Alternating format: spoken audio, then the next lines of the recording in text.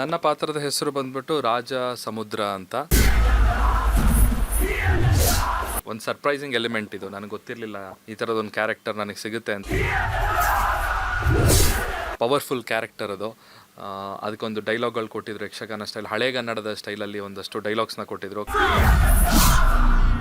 ನನಗೆ ಆ ಯಕ್ಷಗಾನ ನಾನು ನೋಡಿದಾಗ ಅವರಲ್ಲಿರುವಂಥ ಒಂದು ಎನರ್ಜಿ ಏನಿರುತ್ತೆ, ಯಕ್ಷಗಾನ ಕಲಾವಿದರ ಎನರ್ಜಿ ಇರುತ್ತೆ, ಅದನ್ನು ನಾನು ನೋಡಿದ್ರೆ ಒಂಥರ ಮೆಸ್ಮರೈಸಿಂಗ್ ಥರ ಇರುತ್ತೆ. ಅಂದರೆ ಅವ್ರ ಮೈ ಮೇಲೆ ಏನೋ ಬೇರೆ ಆಹ್ವಾನ ಆದಂಗೆ ಇರುತ್ತೆ, ಅಂದರೆ ಬೇರೆ ಯಾರೋ ಬಂದು ಸೇರ್ಕೊಂಡಿರೋ ಥರ ಫೀಲ್.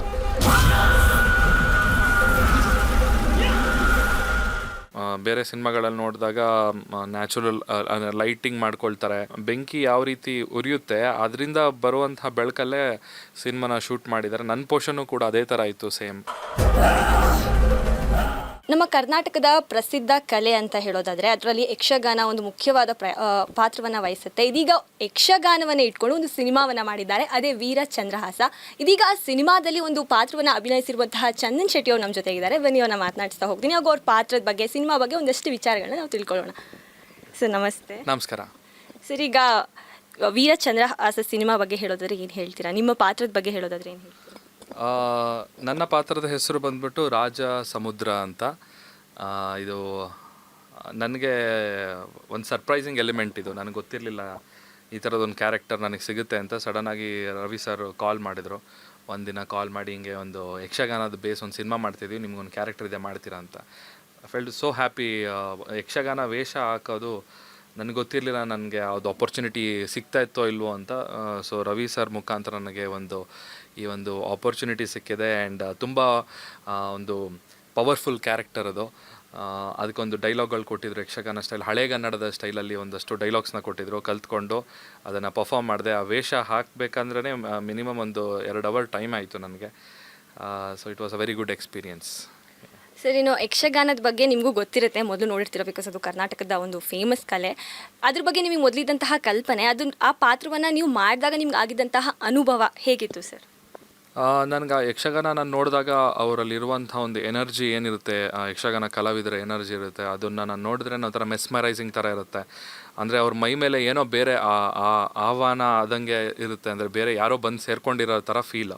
ಸೊ ಅದು ನನಗೆ ಎಕ್ಸ್ಪೀರಿಯನ್ಸ್ ಆಯಿತು. ಆ ವೇಷ ಹಾಕೊಂಡ ತಕ್ಷಣ ನನಗೆ ನನ್ನ ಹಾವಭಾವನೆ ಚೇಂಜ್ ಆಗಿತ್ತು, ನನ್ನ ವಾಕಿಂಗ್ ಸ್ಟೈಲ್ ಚೇಂಜ್ ಆಗಿತ್ತು, ನಾನು ಡೈಲಾಗ್ ಹೇಳುವಂಥ ಸ್ಟೈಲ್ ಚೇಂಜ್ ಆಗಿತ್ತು, ಒಂದು ಎನರ್ಜಿ ಇತ್ತು ನನಗೆ. ಸೊ ಐ ಫೆಲ್ಟ್ ಇಟ್ ನನಗೆ ಆ ಒಂದು ಎಕ್ಸ್ಪೀರಿಯನ್ಸ್ ಆಯಿತು. ನನಗೂ ಯಾವುದೋ ಒಂದು ಎನರ್ಜಿ ನನ್ನ ಮೈ ಮೇಲೆ ಬಂದು ಸೇರ್ಕೊಂಡಿರೋ ಥರ ಒಂದು ಫೀಲ್ ಆಯಿತು. ಆ್ಯಂಡ್ ಆ ಆ್ಯಂಬಿಯನ್ಸ್ ಕೂಡ ಅದೇ ರೀತಿ ಇತ್ತು.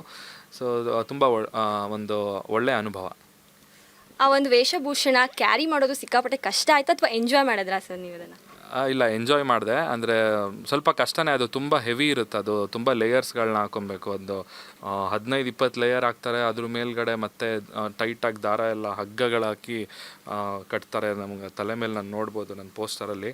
ಸೊ ಒಂದು ದೊಡ್ಡ ಕಿರೀಟ ಥರ ಕೊಟ್ಟಿದ್ರು. ಸೊ ಅದೇ ತುಂಬ ಹೆವಿ ಇತ್ತು, ಚೆನ್ನಾಗಿತ್ತು. It was a very good experience all together. ಇಡೀ ಸಿನಿಮಾ ಲೈಟ್ ಇಲ್ಲದೆ ಬರೀ ಒಂದು ಪಂಜು ಬೆಂಕಿಯನ್ನು ಇಟ್ಕೊಂಡು ಮಾಡಿದ್ದಾರೆ ಅಂತ ಹೇಳ್ತೀರಾ, ಆ ಅನುಭವ ಹೇಗಿತ್ತು ಸರ್? ಯಾಕಂದರೆ ಇದು ಒಂಥರ ಹೊಸ. ಹೌದು, ಚೆನ್ನಾಗಿತ್ತು.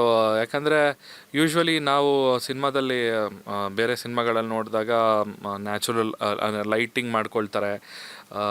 ಸೊ ಇದರಲ್ಲಿ ಆ ಪಂಜಿನ ಬೆಳಕು, ಅಂದರೆ ಬೆಂಕಿ ಯಾವ ರೀತಿ ಉರಿಯುತ್ತೆ ಅದರಿಂದ ಬರುವಂಥ ಬೆಳಕಲ್ಲೇ ಸಿನಿಮಾನ ಶೂಟ್ ಮಾಡಿದ್ದಾರೆ. ನನ್ನ ಪೋರ್ಷನ್ನು ಕೂಡ ಅದೇ ಥರ ಇತ್ತು, ಸೇಮ್. ತುಂಬ ಚೆನ್ನಾಗಿತ್ತು. ಅದು ಇನ್ನೂ ನನಗೆ ಸಿನಿಮಾ ಅದನ್ನು ಸೀನ್ನ ನೋಡೋಕ್ಕೆ ಅವಕಾಶ ಸಿಕ್ಕಿಲ್ಲ.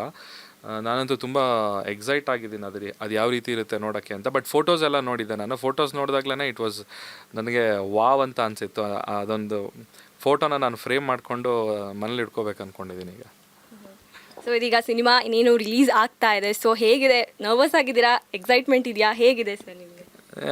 ನನಗೆ ಎಕ್ಸೈಟ್ಮೆಂಟ್ ಜಾಸ್ತಿ ಇದೆ ನರ್ವಸ್ ಅನ್ನೋಕ್ಕಿಂತ. ಯಾಕಂದರೆ ರವಿ ಸರ್ ಆಫ್ಕೋರ್ಸ್ ಅವರು is very passionate director.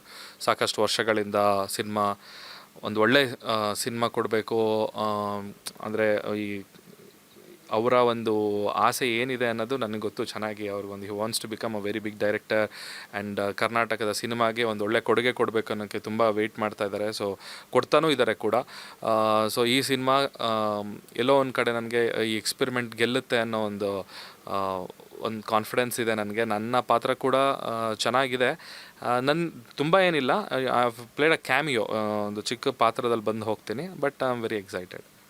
Ravi sir ಬಂದು ಈ ಥರ ಒಂದು ಪಾತ್ರ ಇದೆ, ಈ ಥರ ಒಂದು ಸಿನಿಮಾ ಮಾಡ್ತಿದ್ದೀನಿ ಅಂತ ಹೇಳಿದಾಗ ನಿಮ್ಗೆ ಏನು ಅನ್ನಿಸ್ತು? ಅದು ನಿಮ್ಮನ್ನ ಅವ್ರು ಕೇಳಿದಾಗ ಲೈಕ್ ಮಾಡಿ ಅಂತ ಹೇಳಿದಾಗ ನಿಮ್ಗೆ ಏನು ಅನ್ನಿಸ್ತು ಸರ್? ಇಲ್ಲ, ತುಂಬ ಖುಷಿ ಆಯ್ತು. ಯಕ್ಷಗಾನ ವೇಷ ಹಾಕಬೇಕು ಅಂದ ತಕ್ಷಣ ಐ ವಾಸ್ ವೆರಿ ಎಕ್ಸೈಟೆಡ್. ನನಗೆ ಬೇರೆ ಇನ್ನೆಲ್ಲೋ ಆ ಥರ ಆಪರ್ಚುನಿಟಿ ಸಿಗ್ತಾಯಿತ್ತೋ ಅಲ್ಲೋ ಗೊತ್ತಿಲ್ಲ, ಬಿಕಾಸ್ ಗೊತ್ತೇ ಇಲ್ಲ ನನಗೆ ಯಕ್ಷಗಾನ ಎಲ್ಲ. I don't know actually. ನೋಡ್ತಾ ಇದ್ವಿ ಅಷ್ಟೇ, ಬಿಟ್ಟರೆ ಅದನ್ನು ವೇಷ ಹಾಕುವಂಥ ಅವಕಾಶ ಎಲ್ಲೂ ಸಿಕ್ಕಿರಲಿಲ್ಲ. ಅವ್ರು ಕೇಳಿದ ತಕ್ಷಣ ಐ ಸೆಡ್ ಎಸ್ ಅಂತ ಹೇಳಿದೆ.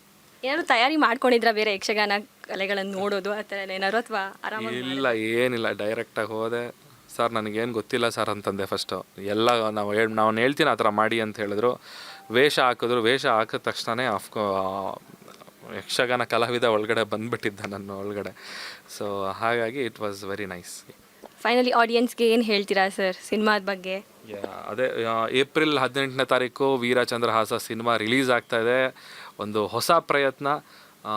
ಯಕ್ಷಗಾನ ಕಲಾವಿದರ ಒಂದು ಏನು ಕಲೆ ಇದೆ, ಈ ಯಕ್ಷಗಾನ ಅನ್ನೋ ಒಂದು ಕಲೆ ಏನಿದೆ, ಈ ಕಲೆ ಪ್ರಪಂಚದಾದ್ಯಂತ ತಲುಪಬೇಕು ಅನ್ನೋ ಒಂದು ಗುರಿಯನ್ನು ಇಟ್ಕೊಂಡು ಈ ಸಿನಿಮಾನ ಮಾಡಿದ್ದಾರೆ ರವಿ ಬಸ್ರೂರವರು.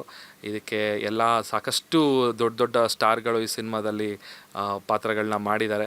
ಸೊ ದಯವಿಟ್ಟು ಈ ಸಿನಿಮಾನ ಥಿಯೇಟ್ರಿಗೆ ಹೋಗಿ ನಮ್ಮ ಕರ್ನಾಟಕದ ಅದ್ಭುತವಾದ ಕಲೆಯಾದಂತಹ ಯಕ್ಷಗಾನ ಅನ್ನೋ ಒಂದು ಕಲೆಗೆ ನೀವೆಲ್ಲರೂ ಪ್ರೋತ್ಸಾಹ ಕೊಟ್ಟು ಈ ಸಿನಿಮಾನ ಗೆಲ್ಲಿಸಿ ಅಂತ ಕೇಳ್ಕೊಳ್ತೀನಿ. Thank you sir. ಇನ್ನು ವೀಕ್ಷಕರೇ, ಇದೇ ಏಪ್ರಿಲ್ 18ನೇ ತಾರೀಕು ವೀರ ಚಂದ್ರಹಾಸ ಸಿನಿಮಾ ಬಿಡುಗಡೆ ಆಗ್ತಾ ಇದೆ. ನೀವು ಕೂಡ ಎಲ್ಲರೂ ಹೋಗಿ ಥಿಯೇಟರ್ಗೆ ಹೋಗಿ ಈ ಒಂದು ಸಿನಿಮಾನ ನೋಡಿ. ಹಾಗೂ ನಮ್ಮ ಕರ್ನಾಟಕದ ಪ್ರಸಿದ್ಧ ಕಲೆ ಅಂತಾನೆ ಯಕ್ಷಗಾನನ ಕರೀತಾರೆ. ಅದನ್ನು ದೃಶ್ಯ ವೈಭವ ರೀತಿ ರವಿ ಬಸ್ರೂರವರು ನಮ್ಮ ಮುಂದೆ ಇಡ್ತಾ ಇದ್ದಾರೆ. ಹೀಗಾಗಿ ಇದೇ ಏಪ್ರಿಲ್ 18ನೇ ತಾರೀಕು ವೀರ ಚಂದ್ರಹಾಸ ಸಿನಿಮಾ ಬಿಡುಗಡೆ ಆಗ್ತಾ ಇದೆ. ಎಲ್ಲರೂ ಕೂಡ ಹೋಗಿ ಈ ಸಿನಿಮಾ ನೋಡಿ ಹಾಗೂ ಎಂಜಾಯ್ ಮಾಡಿ ಅಂತ ಹೇಳ್ತಾ, ಇದಾಗಿತ್ತು ಇವತ್ತಿನ ಸ್ಪೆಷಲ್. ನೋಡ್ತಾ ಇರಿ ಪ್ರಜಾಧ್ವನಿ TV.